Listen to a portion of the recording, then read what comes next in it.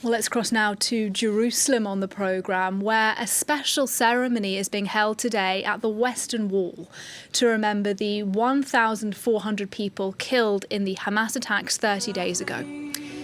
In their honour, 1,400 candles are being lit at the Western Wall. Those are the images we're showing you now. Families of those killed on October the 7th are attending this event at Judaism's holiest site. Well, looking at those images with me, Iris Makler, our Jerusalem correspondent. And Iris, those deaths on October the 7th were a true national tragedy for Israel, weren't they? One of the darkest days in Jewish history since the Holocaust. So just tell us a bit about sort of what we're seeing today and perhaps why this ceremony is so important as well. What we're seeing, I've just heard them saying that they're calling up the relatives, so anybody who is related to anyone who died on that day has been called up to light a candle, as well as anyone in the audience who wants to pay their respects, anyone who's in attendance at the holy site and wants to do this. The 30th day after after someone dies is a marker in the year of mourning that Jews are meant to perform if they are Orthodox, and even if they're not, many people do obey these rules of mourning. And it's a marker for the people who are left behind, and also for the soul as it rises to heaven.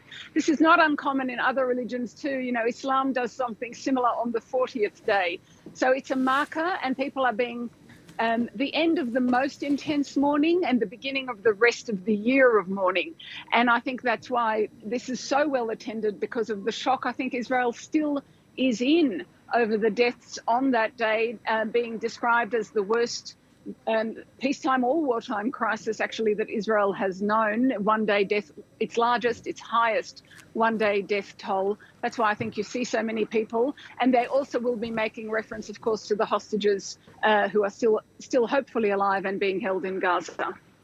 As you suggest, Iris, this is a collective trauma for Israelis, isn't it? As well as, of course, a profound trauma for the families of those who were killed. Would you say that Israelis have begun to sort of process what happened on October the 7th, or are they still really living it now? I would say people here really are still in shock. You still hear on the broadcast media, you still hear the stories retold, new stories people didn't know that are being discovered, acts of heroism, acts of courage, sad deaths, you know, but with a focus on the people who did manage to stay alive and can tell you their stories.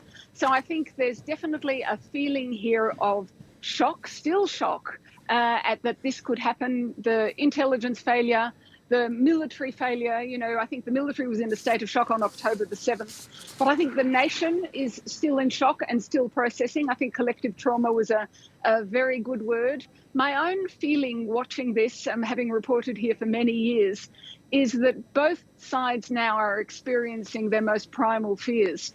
So the Jewish fear is of being surrounded by marauding hordes and killed in your bed with no way to defend yourself. And in essence, that's what happened in large swathes of the south of Israel on October the 7th. And the Palestinian fear is of being dispossessed, of a second Nakba, and that's what they feel they're experiencing now in Gaza. So both sides are really in a state of suffering, and I don't, from what I observe, think that that people in Israel have really begun to process it fully at all.